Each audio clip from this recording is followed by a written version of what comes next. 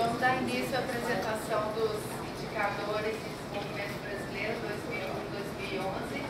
Compõe a mesa Jorge Chedek, que é representante residente do Programa das Nações Unidas para o Desenvolvimento do Brasil, PNUD, a ministra Tereza Campeiro, do Ministério do Desenvolvimento Social e Combate à Fome, e a ministra Miriam Belchior, do Ministério do Planejamento, Orçamento e Gestão.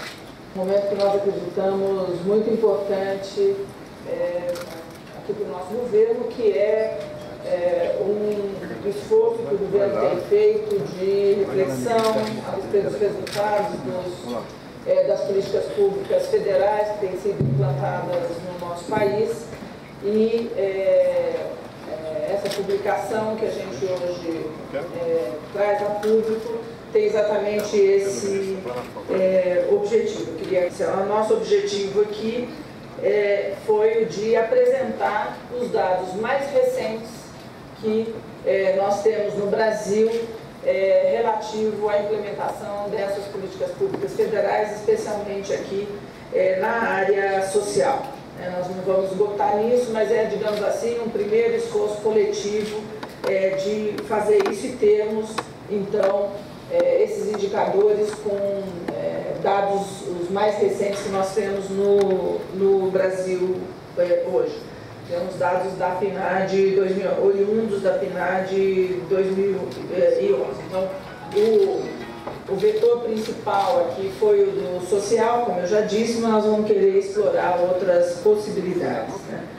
Esse é inédito por reunir dados de várias áreas num único documento, exatamente esse esforço coletivo que eu tinha me referido, e tentando fazer uma leitura de um período mais longo do que normalmente se faz, que é de um ano para outro. Então, é um pouco ver a floresta, como é que se comportou aí os vários indicadores. Então, acho que mais para explicar o que nós estamos fazendo um pouco aqui hoje, eu queria passar a palavra para o Jorge Chedek, representante das Nações Unidas aqui do PNUD, e depois para a Tereza. Obrigada.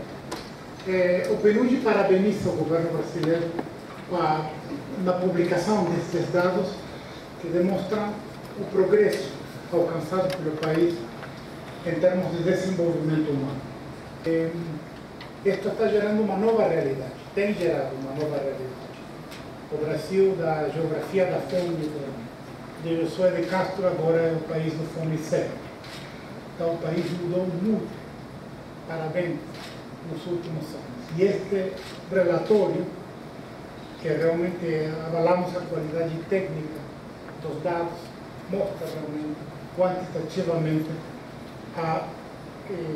esse progresso.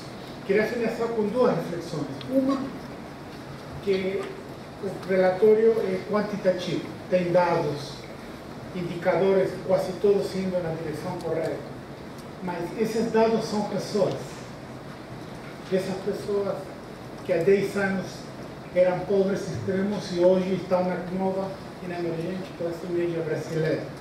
Essas pessoas que não tinham acesso à educação, essas pessoas que não tinham acesso à saúde, à água, ao esgoto, e se analisarmos com detenimento os dados, são milhões de pessoas em cada caso. Então, nesse sentido, realmente o Brasil tem virado um exemplo a nível mundial. Um dos principais trabalhos que a ONU e o PNUD fazem no Brasil é apoiar o conhecimento da experiência brasileira em outros países. Porque nossa administradora fala dos ganhos triplos, porque o Brasil tem logrado crescimento econômico com melhora da condição social e melhora das condições ambientais. Então, o modelo de desenvolvimento brasileiro é muito reconhecido a nível internacional. E minha reflexão final, e é uma amostra desse compromisso político, é aonde estamos fazendo esta cerimônia. Estamos fazendo no Ministério de Planejamento, Orçamento e Gestão. Nome muito frio, que não parece, que normalmente esses ministérios a nível internacional são os ministérios que dizem não gastemos dinheiro em políticas sociais, cortemos orçamento, mas este Ministério, sabemos que com a liderança da ministra Miriam, considera também a importância das pessoas, na centralidade dos orçamentos, e o planejamento tem que estar a serviço da melhora da qualidade de vida dos e da brasileiros. Queremos que outros ministros, a nível mundial, emulem o exemplo brasileiro. Vamos tentar fazermos isso, mas realmente, novamente, agradecemos e parabenizamos ao governo brasileiro e à sociedade brasileira pelos progressos atingidos nos últimos anos. Boa tarde a todos, a todas.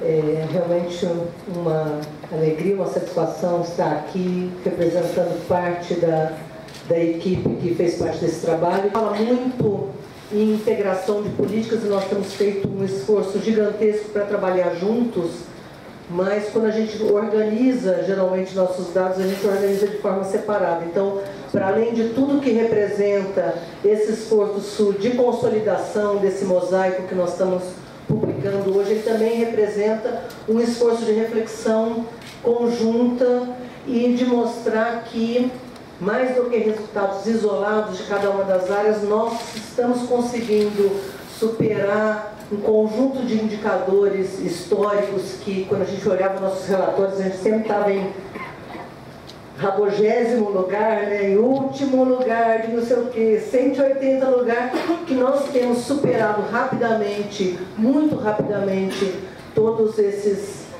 péssimos números que nós tínhamos. Hoje nos orgulhamos muito de mostrar indicadores que revelam um novo Brasil. Então, acho que a primeira coisa a reter desse material é esse trabalho conjunto que se reflete nas políticas públicas e agora se reflete também na construção de indicadores que tentam consolidar essas ações, que são ações, de fato, cada vez mais e mais conjuntas. A segunda questão que eu acho que é muito importante é que nós estamos consolidando essas informações e, quando elas são vistas conjuntamente, elas de fato revelam um outro Brasil. Esses 10 anos mudaram o Brasil e essa mudança, ela não resulta somente de uma estabilidade econômica, de taxas de crescimento econômico permanente, mas resulta de um esforço gigantesco feito pelo Brasil numa aposta na área social. Portanto, estamos gastando no social, sim. Isso é decisão política, nos orgulhamos disso, e isso que resulta uma alteração no modelo de desenvolvimento econômico. Isso é, de fato, proposital, é fruto de decisão política, e nós sabemos que é gasto social e tratamos isso como investimento no social. É investimento em gente, investimento em recursos humanos, e é assim que a gente tem mudado nossos indicadores em educação, nossos indicadores em saúde, nossos indicadores em desnutrição, e isso é a construção de um novo modelo de desenvolvimento econômico, que é desenvolvimento econômico com inclusão social. Então, é uma aposta para mudar o Brasil, para suprir todo esse déficit social que nós temos de séculos de exclusão, mas é também uma aposta no desenvolvimento econômico, na superação da desigualdade regional e na aposta no próprio desenvolvimento econômico. Então, estamos mostrando aqui dados que são muito mais dados na área social, mas eles revelam, na verdade, uma aposta de modelo de desenvolvimento, que é um modelo de desenvolvimento inclusivo. A terceira questão que eu acho que é importante reter também na apresentação desses dados é que eles nos dão um indicativo de para onde queremos ir. Olhando aquilo que nós construímos e aquilo que deu certo, em cima de dados que você constrói os nossos próximos passos. Olhando a aposta que nós fizemos no Bolsa Família, que viabilizou que a gente não só tivesse reduzido, uma das questões que viabilizou que a gente tivesse reduzido drasticamente os índices de desnutrição infantil e reduzido os índices de mortalidade infantil, que também nos ajudaram a garantir a melhoria no pré-natal, portanto, integrando aí as ações de superação da pobreza com ações da saúde, com ações da educação, que nos mostram hoje outros indicadores na área de inclusão das crianças em sala de aula, na reversão dos indicadores trágicos que a gente tinha na área de saúde e, portanto, nos dá força para apostar nesse mesmo caminho que foi o que nós fizemos no ano passado com o Brasil Carinhoso, quando mais uma vez apostamos no fortalecimento da renda das famílias que têm criança, junto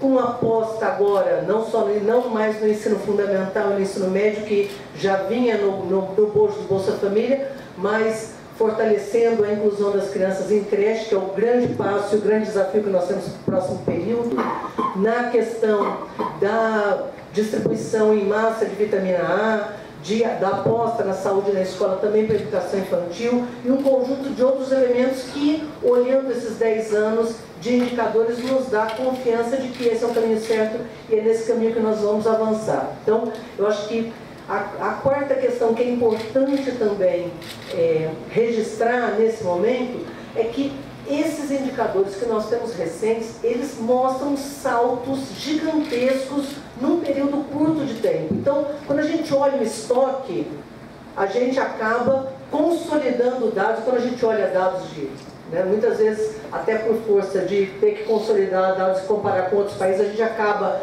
comparando dados que são dados mais antigos, mas quando a gente olha dados recentes, a gente vê os saltos que o país deu e os saltos no fluxo. Então, se a gente olhasse há 10 anos atrás os indicadores de registro civil, a gente teria dados assustadores. Se a gente olhar os dados de hoje, onde a gente tem o registro das crianças já dentro da maternidade, com 97% dos partos que são feitos em maternidade, nós revertemos isso num período muito curto de tempo. Portanto, olhar o estoque de informação com relação ao registro civil, a título de exemplo, para não usar só exemplos da minha área, da área de desenvolvimento social, mas se a gente olhar esses dados, assim como um conjunto de outras informações do impacto que nós tivemos da universalização, da quase universalização da energia no meio rural e assim por diante, a total alteração do padrão de inclusão das famílias no campo e na cidade do Brasil. Portanto, é importante olhar esses dados, porque eles são dados recentes e que mostram isso, mostram o fluxo, mostram uma opção clara política de desenvolvimento econômico com inclusão social e permitem que, de fato, a gente hoje possa ter padrões econômicos com muito mais sustentabilidade, à medida que, como diz a presidenta, precisamos dos nossos 190 milhões de brasileiros incluídos, com renda, participando da economia, e participando desse país cheio de oportunidade. Então, parabéns, ministra Miriam, parabéns a todos pelo trabalho e é com muito orgulho que a gente participa desse ato com vocês. Obrigada. Agradecer a presença de todos os meus dois companheiros de mesa, o empenho de toda a equipe que trabalhou diretamente nesse projeto, que só começou, né? É o primeiro do que a gente espera seja uma série. Nós vamos então para a segunda etapa, onde os resultados mais detalhados poderão ser apresentados e debatidos. Muito obrigada.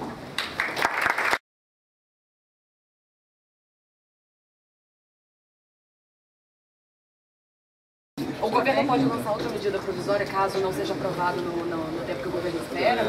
Não, o que nós temos de crédito criado pela medida provisória é suficiente para, no mínimo, acredito, uns 4 meses. Então, eu acredito que nós não vamos demorar tudo isso para que o orçamento seja aprovado. Ministra, a oposição está dizendo que quer votar primeiro os vetos, os 3.000 vetos, depois o orçamento. A senhora tem um novo adiamento da votação? Eu já disse aqui, eles se comprometeram conosco de votar no dia 19. Estou confiando na palavra dos líderes que isso seja possível e que eles vão construir as condições para dar conta de toda a agenda diferenciada que o Congresso tem, lá entre eles o orçamento. Tá bom, gente? Esse novo abatimento do superávit, qual é a posição do Ministério do Planejamento sobre isso? Essa é uma proposta do governo. E a inflação, ministro?